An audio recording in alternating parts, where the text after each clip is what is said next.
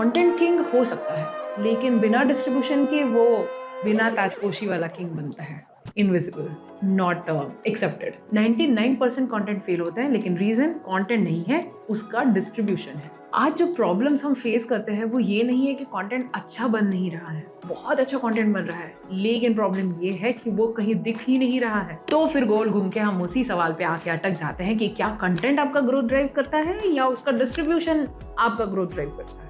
Welcome to this episode of knowledge series, जहां पर हम एक बार और चीर फाड़ कर देखने वाले हैं कि क्या है असली माजरा। कंटेंट आपका बन रहा है, वैल्यू आप ला रहे हो, बहुत अच्छे से क्रिएट कर रहे हो, शूट कर रहे हो, एडिट कर रहे हो, लेकिन वो किसी को दिखाई नहीं दे रहा है। तो कौन इंपॉर्टेंट है, ज्यादा अच्छा कंटेंट या ज्यादा अच्छा distribution funnel of the content? सोचते हैं। तो सबसे पहले शुरू करते हैं गलतफहमी। सारे कलेश का जो मूल होता है वो है गलतफहमी। तो बिग मिसकॉन्सेप्शन नंबर 2, आखिर ये कंटेंट करता क्या है, what does it actually work. और फिर अगर कंटेंट क्या करता है ये देख लिया, तो डिस्ट्रीब्यूशन क्या करता है वो भी देखना पड़ेगा। और फिर ये दोनों भी जब अपना अपना काम करते हैं तो कैसे डिस्ट्रीब्यूशन जीत रहा है या कंटेंट जीत रहा है वो भी देखेंगे। और आखिरकार देखेंगे कौन है द रियल विनर, कैसे, किसे टारगेट करे, कंटेंट को या डिस्ट्रीब्यूशन को। Let's dive in. Most brands या एजेंसीज या कंटेंट क्रिएटर्स इस ट्रैप में फंस जाते हैं कि क्या बेटर हो।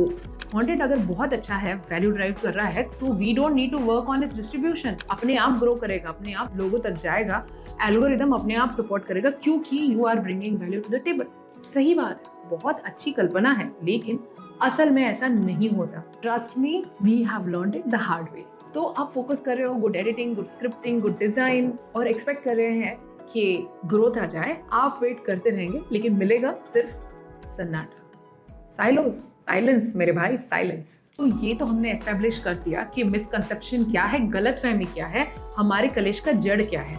अब हैंडल करते हैं कलेश को। एग्जैक्टली ये बंदा जो कंटेंट है वो करता क्या है। कंटेंट का रोल बहुत क्लियर है, ये अटेंशन होल्ड करता है और ट्रस्ट बिल्ड करता है। अगर आपका कंटेंट वीक है तो आप कितना भी डिस्ट्रीब्यूट कर लो, आपकी ऑडियंस रुकने वाली नहीं है। आपका कंटेंट वैल्यू प्रोवाइड करना ही चाहिए। आपका कंटेंट डिसाइड करेगा आपका ऑडियंस क्या आपको सीरियसली लेगा, आपको फॉलो करेगा, और क्या आपसे कुछ भी परचेज करेगा। Trust building and messaging basically content ही करता है, इसमें वैल्यू होना बहुत जरूरी है। मतलब कंटेंट इज योर फाउंडेशन। अब आते हैं दूसरे कैरेक्टर की तरफ, जो कि है डिस्ट्रीब्यूशन। अब ये भाई साहब क्या करते हैं। डिस्ट्रीब्यूशन का रोल इक्वली इंपॉर्टेंट है, कंटेंट से ज्यादा नहीं लेकिन उससे कम भी नहीं।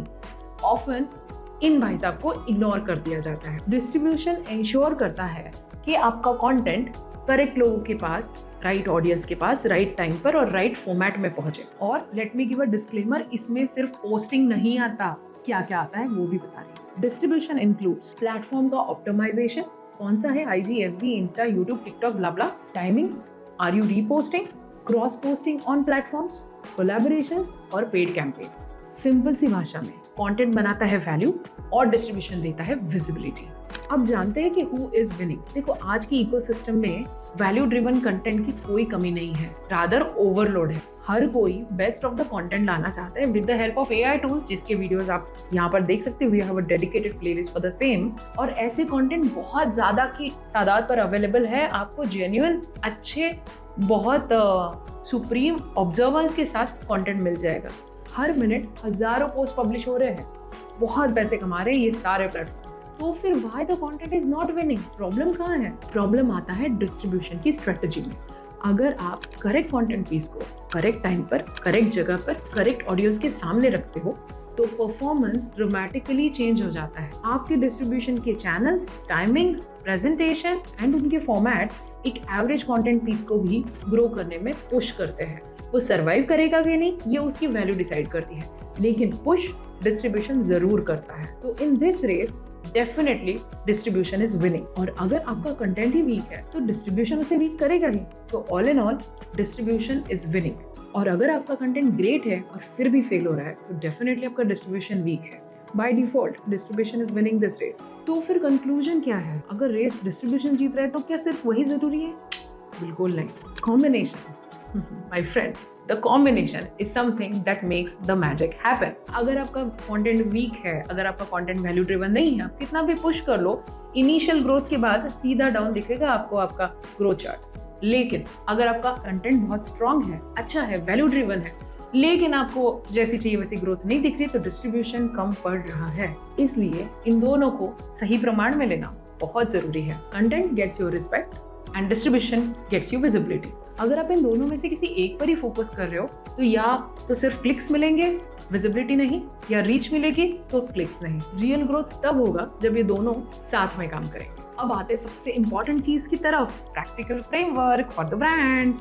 सो finally we are in the section जो आपको स्क्रीनशॉट करना है। Framework for the brands that work when it comes to visibility versus value, content या डिस्ट्रीब्यूशन। आपका कंटेंट पीस बाहर जाने से पहले उसे आपने ये सवाल पूछने हैं। एक बेसिक सा फ्रेमवर्क है जो आपने ऑप्टिमाइज करना है। मैं यहाँ पे दे रही हूँ, लेकिन आपने आपके ब्रांड के लिए, आपके कंटेंट के लिए, आपके प्रोडक्ट्स के लिए ऑप्टिमाइज करना है। मेक इट थंब रूल, जब तक कि आपका कंटेंट पीस इन सब स्टेजेस को पार नहीं करता, it won't go to actual publishing place. Okay, let's begin. हर कंटेंट पीस दोनों को चेक करेगा, कंटेंट को और उसकी डिस्ट्रीब्यूशन चैनल को। हर एक कंटेंट पीस को 2 सवाल पूछने हैं। पहला सवाल, इज दिस वैल्यूएबल? कैसे जानो कि वैल्यूएबल है या नहीं? क्या इसमें रिलेटेबल हुक है? क्या ये ह्यूमन कॉन्टेक्स्ट प्रोवाइड कर रहा है in the age of AI? और क्या ये कंटेंट पीस मेरे ऑडियंस के लिए रिलेटेबल है? When it comes to visibility, look out for 3 things. Number 1, target audience. Is it directed to my target audience? Is it visible on the platforms my target audience present on? तीसरी और सबसे जरूरी बात, is it optimized for the format जिस channel पे, जिस audience के लिए आप इसे तैयार कर रहे हो? तो ये रहा आपका फ्रेमवर्क। आपको इसको स्क्रीनशॉट करना है। अगर आपका कंटेंट पीस ये सारे कॉलम्स को यस में आंसर करता है तो आपका कंटेंट पीस रेडी है फॉर पब्लिशिंग। अब ये सब तो कर लोगे या कोई और कर लेगा आपके लिए, लेकिन आपको एक सिंपल सा शिफ्ट करना है। कंटेंट बना दिया, अब वो काम करेगा, ये सोचना छोड़ के कंटेंट तो बना लिया लेकिन अब इसको डिस्ट्रीब्यूट कैसे करें, ये पहले सोचना शुरू करो। तो ऑल इन ऑल आज का ज्ञान ये है कि कंटेंट बिना डिस्ट्रीब्यूशन का अंडरवैल्यूड है और डिस्ट्रीब्यूशन बिना कंटेंट का अनसस्टेनेबल है। लेकिन ग्रोथ दोनों के बैलेंस से आती है। अगर आपको और ऐसे practical real life experienced insights चाहिए तो इस चैनल को लाइक कीजिए, इस वीडियो को लाइक कीजिए, शेयर कीजिए और हमारे चैनल को सब्सक्राइब कीजिए, जिससे हमें और चेतना मिलेगी आपके लिए और अच्छा कंटेंट बनाने की। आपकी कोई क्वेरीज हो जो हमने अब तक एड्रेस नहीं की है, प्लीज हमें कमेंट में बताइए। आपको ये वीडियो कैसा लगा, आपके क्वेश्चंस क्या है और क्या किसी और टॉपिक्स पर आप और कुछ जानना चाहें। Thank you so much, see you in the next one, bye bye.